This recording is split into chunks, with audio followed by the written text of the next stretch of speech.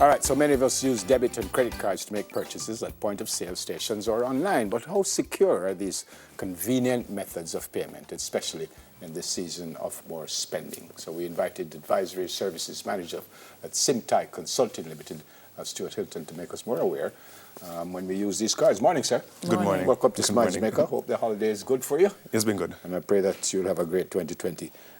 Does it matter whether it's debit or credit card we're talking about, or we talk about both cards first? Yeah. Well, you can talk about both cards, but how each one is authorized is different. Because, for example, your credit cards, you don't necessarily need to use a PIN. But for Jamaican purposes, most debit cards are PIN authorized. So you have to, once you swipe your card, you also have to enter a PIN. Credit card, you might swipe it and then have a signature. The good thing about the credit card is that the transaction is not real time. So the card provider actually pays for the transaction when you swipe your credit card. Therefore, if you see a notification that says you made this transaction and you know it wasn't done, you can actually stop it right then and there. Right, whereas so your debit goes straight to your account. Let's go back and start with the debit card. Tell me about the debit card first. Right. So the key thing with the debit card is that it's linked to a cash type account, either your savings or your check-ins, which, you know, when you swipe it, you're immediately, and you make the authorization with your PIN, you're immediately authorizing the release of the cash from your account. So that real-time transaction is what really leaves you vulnerable to having lost a ton of money, because, you know, most people may have a debit card associated to their payroll account. So they have all the money in one account. Somebody skims your card, gets that information, and they can immediately take all the funds out of your account, depending on whether you have a transaction limit on your account or not. So one of the key things to do, of course, is try to separate your funds. If you have a debit card, if you have a cash type card that you can make transactions with, put that on an account that you limit the amount of funds in, or you limit the amount of spending that can be done from it. So, you know, by default, a lot of banks will come with, you can only withdraw $30,000 for argument's sake. Persons might go and say, well, $30,000 is not enough cash, increase to $100,000. So therefore, if somebody gets your card, they get $100,000. They get $100,000 right away. Okay. Yeah. So you're suggesting probably leave it at the 30 or even less than that? Well, you know, control the money in it. So, you know, if you have an account that you can make transfers from one main account to your debit account, then do that and try to control what amount of money that's in your debit account at any given time. Usually the 30,000 is per pull or per day? Per day. Per day? Okay. Well, I think you can set the and you can change that, of course. So, you know, if you go to the bank and, you know, give them a letter and explain that you want to have a bigger transaction, depending on what your spend habits are, they can say, okay, well, if you want to pull up to $500,000. No, that's not what I meant. I meant each time you go. When you say you can only draw 30,000 each time you go, I understand that. But is it just for that? Or you can draw 30,000, like I've got 30,000, then I go back, push it in again, take out another 30,000, or is it 30,000 for the day? And that depends on the arrangement you have with the bank. So, you know, I know once upon a time I could only pull $30,000 for the day in cash. Right. But I could make transactions up to 100,000. That was once upon a time. You know, you go and you now set the criteria with your bank as to what you can and can't do. Okay. What is it about the magnetic strips that make them so vulnerable? So what happens is the magnetic strip is encrypted, but once you swipe it in a machine, the machine has the ability to decrypt and, you know, get the information from there. So that magnetic strip actually carries all the information on your card, including a second section of the strip that carries your PIN, which is what authorizes the transaction. So if somebody can decrypt that part of the card through a card reader, then, you know, they're getting all their information from the card. Question, Stuart, but the person who would be doing that, does it not have to be some high-tech? I mean, it's not like somebody can just go and just, oh, give me that. And don't they have to have a machine and all kind of thing to grab these things? Yeah, they have to have a certain knowledge. But of course, you know, knowledge is easily accessible nowadays. So you can actually buy a lot of the hardware devices online.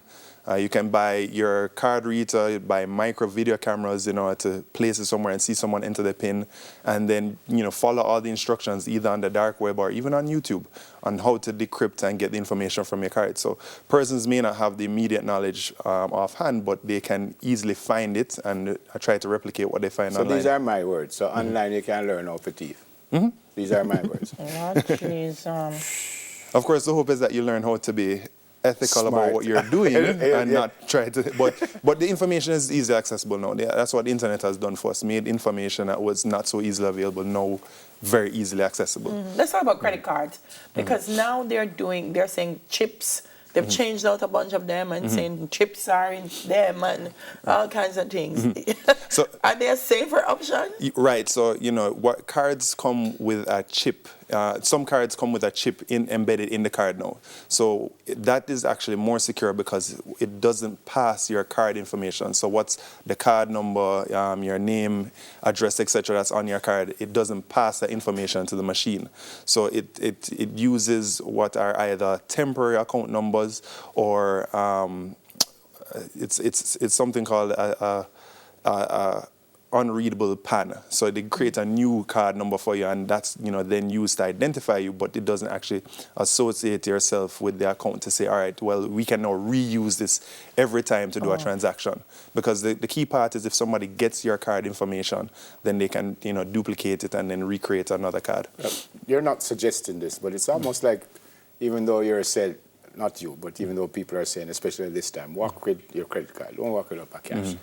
But maybe the cash thing is better, at least they can't scam you if you use it cash. Well, the hard part about cash is if somebody gets it from you, you can't get it back. That's it. No, I accept that, right. but it's almost a catch-22. Right. You walk with cash, they would rob you and take it, but you use a credit card, they would rob you. And because one of the reasons for this interview is because one of our colleagues, she was scammed quite a good amount of money over a couple of days. 50 grand one day, 50 grand the next day from a debit card. Right.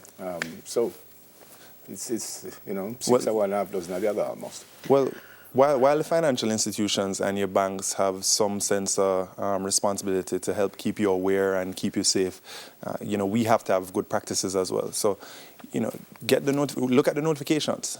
Each time I swipe my card, Something comes up to say. and I check it. But not all banks do that, no.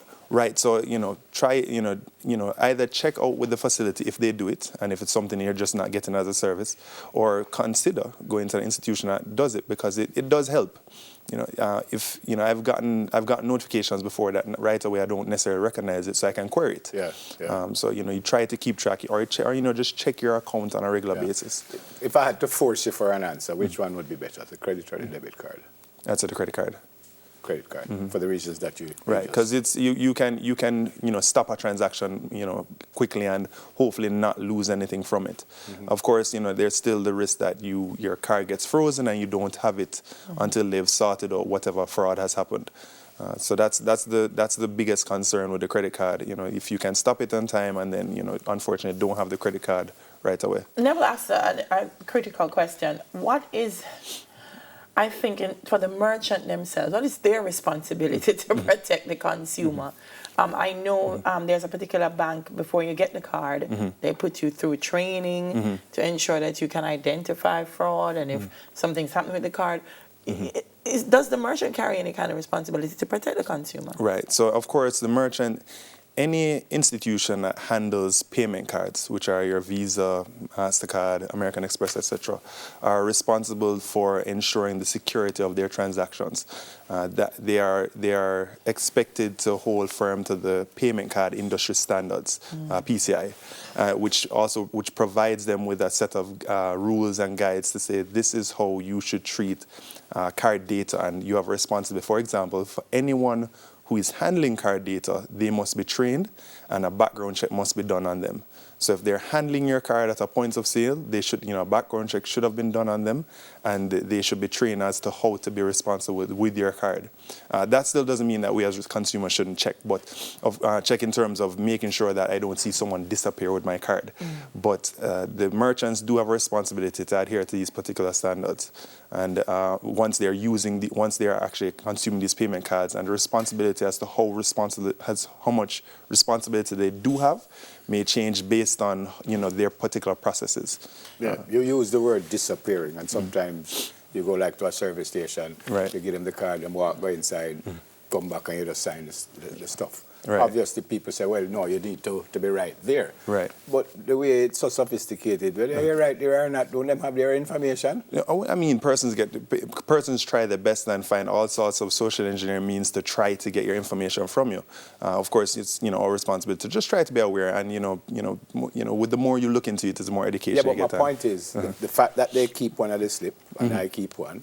Don't that slip have the information? Oh no. So what's on that slip is a redacted version. So it's if you look at it, you'll only see like the last 4 digits or even the last 2, and it blurs out the rest. So that slip itself can't give them any information. No, it doesn't have enough information to be able to duplicate a card. Because if you look at it, you'll see a set of asterisks and then you see part of your card number. And even if you get just the card number, you still need information such as the expiry date, your name. So it is important right. that you are seeing what they're doing. Right. If you're not seeing what they're doing, how them get the information? But just by taking off the card number? Well, some persons are very skilled. Some persons. But just by taking off the card number? They can look at your card and memorize the information from it, and of course, and look over your shoulder as you enter your PIN. So persons become very skilled in the same way that someone's sleight of hand and replaces your bag without you noticing. They might take a quick look at your card and potentially duplicate it. But of course, you're not going to find that many persons with that type of skill. Well, that's my point. Even if I know Delia's PIN, if I do have the card, I can't do nothing about it. Well, if you don't have the card information. So if you don't have the physical card, you can still if you know the information on it, you can still recreate it. So if I don't have our physical card, but I have our PIN, so how are we going to work without the physical card? I can't put in my card and put her PIN. Right, because you can still, for one, you can do an online transaction with the card information because you don't have to, use the card. Physical PIN, you just need the information. Right. Okay. All right. And you can actually duplicate the card by, you can actually buy all the things that you need online to then recreate or duplicate a card. Well, you need a PhD for mash up them criminal people. Yeah. There's a lot of information. It's just the key is to try to stay abreast and be aware. Thanks a lot. No problem. All the very best. Yeah. Advisory Services Manager at Simtai Consulting Limited, Stuart Hylton.